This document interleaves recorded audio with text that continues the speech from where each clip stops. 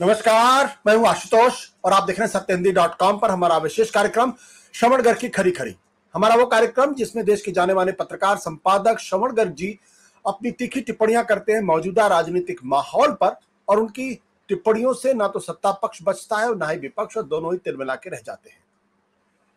आज भी हम दरअसल बातचीत करेंगे, उन्हीं से जानने की कोशिश करेंगे कि अरविंद केजरीवाल की गिरफ्तारी और उसके बाद उनकी रिहाई, और उसके बाद जिस तरीके से उन्होंने अपना कैंपेन शुरू किया है और जेल के बाहर आते ही ये कहा है कि बजरंग बली यानी हनुमान जी के दर्शन वो करने के लिए जाएंगे और सारे लोग वहां इकट्ठा हो जाए। यानी एक बार फिर अरविंद केजरीवाल हिंदू वोटर्स को अपनी तरफ लुभाने की कोशिश करने में लगे हैं। वो इस वक्त इंडिया गठबंधन का हिस्सा है। दिल्ली के अंदर कांग्रेस पार्टी और आम आदमी पार्टी मिलकर चुनाव लड़ रही है और इस लड़ाई में अरविंद केजरीवाल सॉफ्ट हिंदुत्व का रास्ता अख्तियार करते हुए दिखाई पड़ रहे हैं। दूसरी तरफ राहुल गांधी अखिल भारतीय स्तर पर एक दूसरी कांग्रेस को जन्म देने की कोशिश कर रहे हैं और नरेंद्र मोदी को सीधे चुनौती देते हुए दिख रहे हैं। अरविंद केजरीवाल का जो असर है वो दिल्ली और पंजाब, इन इलाकों में काफी दिखाई पड़ सकता है और यहां कांग्रेस पार्टी को खासकर पंजाब में नुकसान भी हो सकता है। लेकिन एक बड़ा सवाल यह है कि क्या 2024 के चुनाव के बाद नतीजे कुछ भी हो, अखिल भारतीय स्तर पर राहुल गांधी की राजनीति क्या होगी और उसमें अरविंद केजरीवाल का दखल कितना होगा, इसी में करेंगे बातचीत। श्रवण गर्ग जी से जानेंगे कि उनकी टिप्पणी क्या है और वो कैसे इस चीज को देख रहे हैं इस वक्त। श्रवण जी, आने से जेल के बड़ा एक उम्मीद थी कि वो कुछ कहेंगे, ऐसा कहेंगे कि जो पूरे देश को हिला देगा, पूरी दिल्ली को हिला देगा, पूरे देश को हिला देगा। इतने दिनों के बाद वो जेल से बाहर निकले, बहुत कम दिनों के लिए बाहर आए हैं, 1 जून तक के लिए वो बाहर आए हैं। एक आदमी इतने कम दिनों के लिए आता है, कहीं बाहर यात्रा पे भी जाता है तो कुछ उम्मीद अलग किस्म की होती है। वो तो जेल से यात्रा पर बाहर आए, तो कुछ ऐसा लग रहा था कि वो कुछ ऐसी बातें कहने वाले हैं, क्योंकि उन्होंने जेल के अंदर रामायण पढ़ी है, महाभारत पढ़ी है, नीरजा चौधरी की किताब पढ़ी है कि प्रधानमंत्री कैसे फैसले लेते हैं, हाउ प्राइम मिनिस्टर डिसाइड। तो कुछ मान के चल रहे थे जो बाहर इकट्ठा हुए लोग और देश, कि अरविंद केजरीवाल कुछ अद्भुत चीज कहने वाले हैं, पर उन्होंने जैसे बाहर निकल के जो कहा उससे कोई बहुत खोदा पहाड़ निकली चुहिया वाला मामला हुआ। मुद्दा यह है कि केजरीवाल जी के बाहर आने को लेकर, उनकी जमानत की याचिका को लेकर जो इतना हाइप क्रिएट हुआ था, अदालत में, अदालत के बाहर, अखबारों में जितनी सुर्खियां उन्होंने बटोरी, उसका जश्न कितना बड़ा मनाया जाना चाहिए। मतलब जी, देश को मनाया जाना चाहिए कि आम आदमी पार्टी मनाए कि राहुल गांधी मनाए, क्योंकि राहुल गांधी ने तो कोई प्रतिक्रिया भी व्यक्त की नहीं है, मेरे देखने में तो नहीं आई है। कांग्रेस की तरफ से एक आई है जरूर, पवन खेड़ा ने शायद कुछ कहा है। दूसरा मुद्दा यह है कि केजरीवाल जी बाहर आए, बहुत अच्छा हुआ। नहीं आते तो बहुत ज्यादा नुकसान इंडिया विपक्ष को हो जाता है, क्योंकि एक चर्चा ये होती कि वो बाहर आते तो पता नहीं क्या कर देते, उनको नहीं आने दिया तो देखिए इतना बड़ा नुकसान हो गया। फायदा किसको होने वाला है केजरीवाल जी के बाहर आने से? आम आदमी पार्टी को, इंडिया अलायंस को, कांग्रेस को, कि भाजपा को? इसमें निहित एक सवाल ये भी है कि केजरीवाल जी अगर नहीं छूटते, अदालत मान लो उनको नहीं देती जमानत, अंतरिम जमानत, जैसा कि सोरेन को नहीं दे रहे हैं या केसीआर की बेटी कविता को नहीं दे रहे हैं, तो ज्यादा नुकसान किसको होता? मतलब उसमें तो बीजेपी को होता कि कांग्रेस को होता कि आम आदमी पार्टी को होता? मतलब फायदा और नुकसान दोनों के बारे में बात करना पड़ेगा कि भाई वो नहीं आते तो क्या वो होता? नहीं छूटते तो क्या ज्यादा फायदा नहीं होता आम आदमी पार्टी को? और अब वो आए हैं तो क्या फायदा होने वाला है? दूसरा ये कि केजरीवाल जी अब क्या बड़ा करके दिखाने वाले हैं, क्योंकि जेल यात्रा ने एक सहानुभूति की लहर तो पैदा की है उनके पक्ष में, जो हमने देखा कि किस तरह से एक बेचैनी का माहौल सुनीता केजरीवाल जी ने खड़ा कर दिया था। वो जब झारखंड गई तब भी कर दिया उन्होंने, रामलीला मैदान में भी कर दिया था, और उनके छूटने के पहले उन्होंने हनुमान जी की जय करके जो ट्वीट किया था वो भी एक बड़ी बात थी। केजरीवाल जी के जिम्मे बहुत बड़ा काम है आशुतोष जी। जी। वो बड़ा काम ये है कि दिल्ली की 7 सीटें उनके पास हैं, मतलब आम आदमी पार्टी और कांग्रेस दोनों की है। क्योंकि मुझे तो नहीं लगता कि अब केजरीवाल जी बाहर आ गए तो राहुल गांधी कुछ करेंगे दिल्ली के लिए, क्योंकि वो मान के बैठे हैं कि केजरीवाल जी इतने सक्षम हैं कि कांग्रेस को भी जिताएंगे और बीजेपी आम आदमी पार्टी को भी जिताएंगे। दूसरा ये कि इसमें ये भी शामिल है कि 2014 का और 2019 का जो इतिहास है दिल्ली का, वो तो ये है कि जो दिल्ली के वोटर हैं वो जब एक टमाटर खरीदना होता है तो रेवड़ी वाले से खरीदते हैं, और जब जूस बनाने के लिए टमाटर खरीदना होता है तो सब्जी मंडी जाते हैं। मतलब उनको जब विधानसभा जिताना होती है तो आम आदमी पार्टी को जिताते हैं, और लोकसभा जिताना होती है तो बीजेपी को जिताते हैं। अब ये उसके बावजूद है कि इतना मैंडेट, मैसिव मैंडेट आम आदमी पार्टी को मिलता रहा है दिल्ली में, और इस बार एंटी इनकम्बेंसी मोदी जी के खिलाफ काफी जबरदस्त है। देश भर से जो खबरें आ रही है, मतलब इवन गुजरात से जो आज खबर आई है उसमें भी बहुत जबरदस्त खबर है।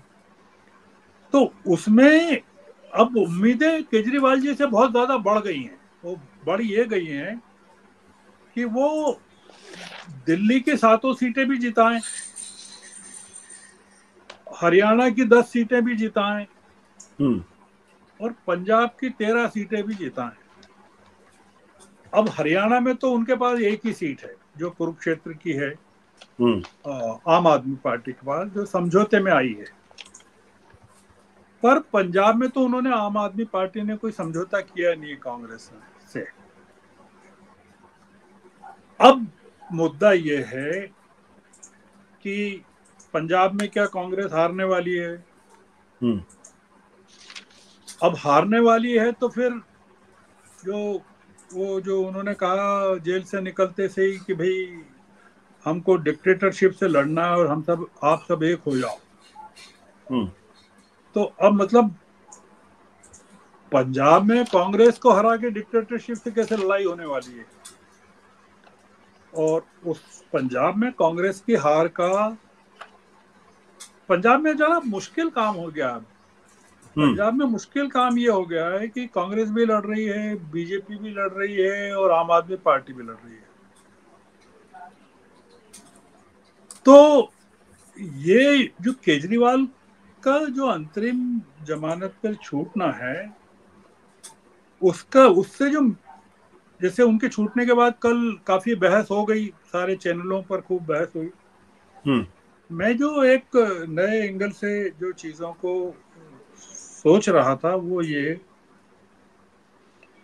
कि अगर आप आम आदमी पार्टी के उम्मीदवार जीत गए या नहीं जीते तो क्या फर्क पड़ने वाला है, और दूसरा ये कि पंजाब में केजरीवाल की उपस्थिति से क्या कांग्रेस के उम्मीदवार नहीं हारेंगे या हारेंगे? अगर कांग्रेस के उम्मीदवार जीत जाते हैं और आप आम आदमी पार्टी के हार जाते हैं तो क्या फर्क पड़ेगा?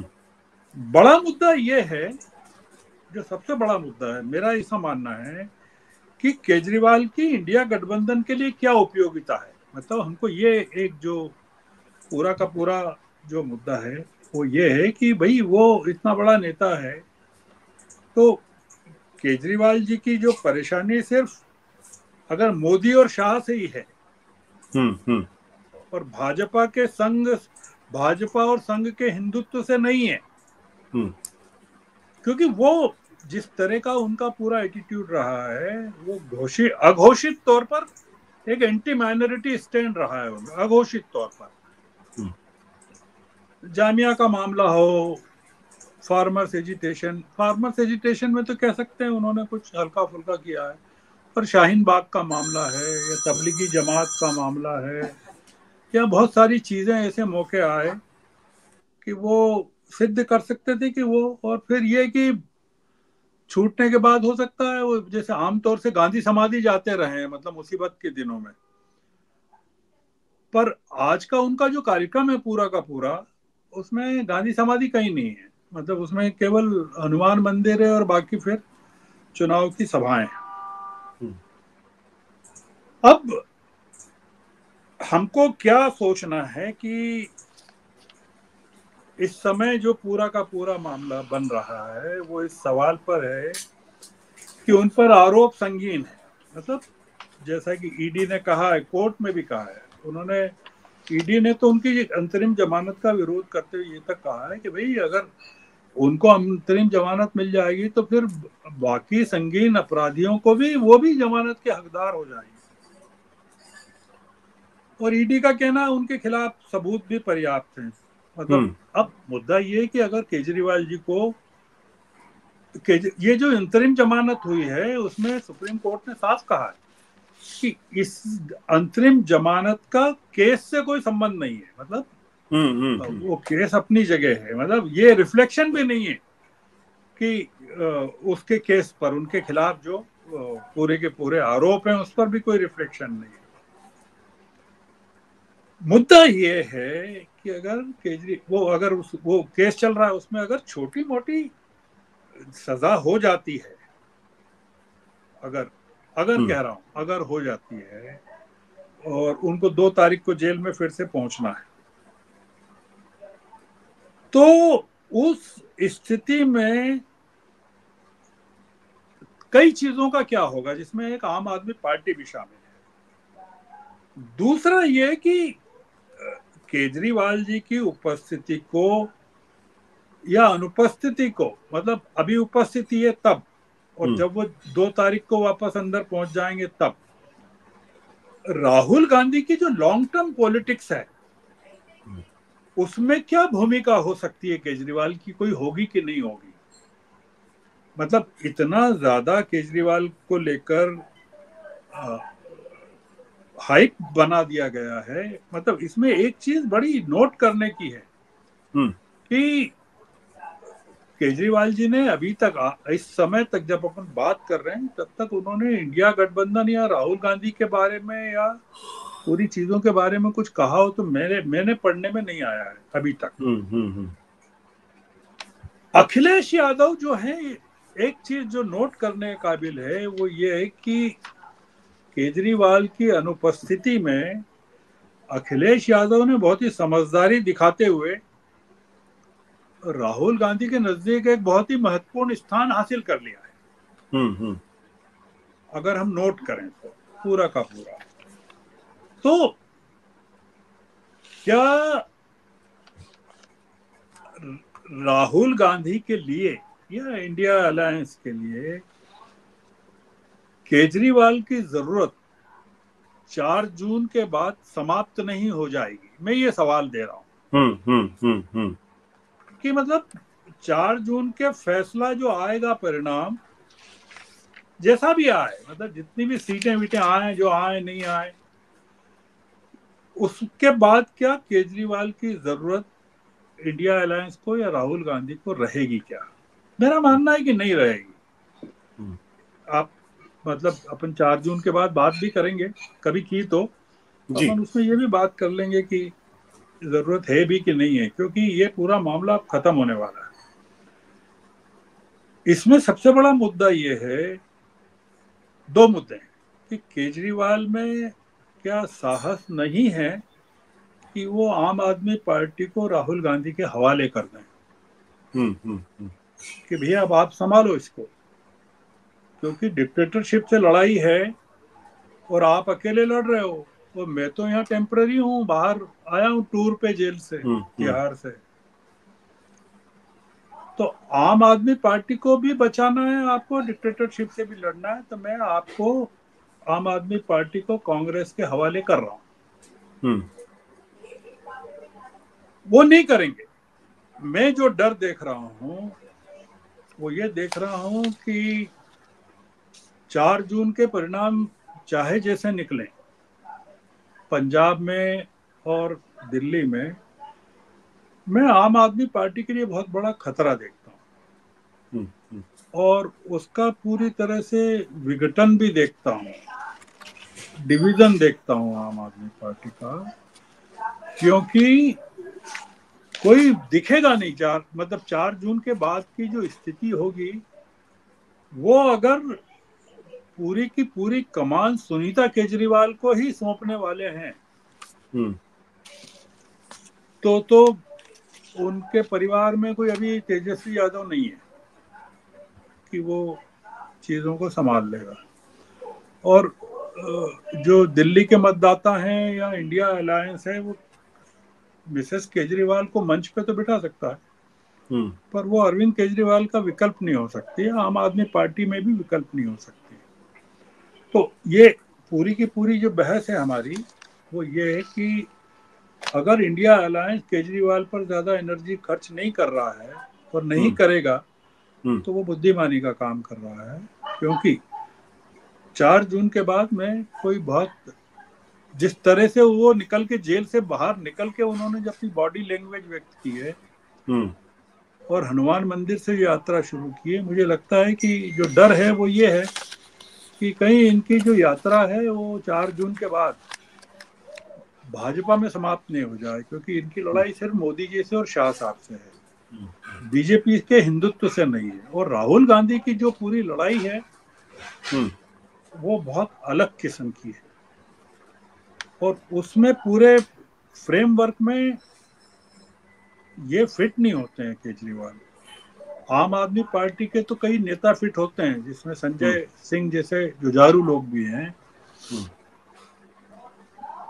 पर ये फिट नहीं होते हैं। तो वो इतना ज्यादा जो हाइप क्रिएट हुआ है, अभी रहेगा 15-20 दिन चुनाव तक दिल्ली और पंजाब में, पर 4 जून के बाद जो पूरी देश की पॉलिटिक्स बदलने वाली है, नया पोलराइजेशन जो होगा बीजेपी का भी और इंडिया अलायंस का भी, मुझे लगता है कि उसमें आम आदमी पार्टी के लिए बहुत दिक्कत का सामना करना पड़ेगा। जी जी, thank you sir, thank you.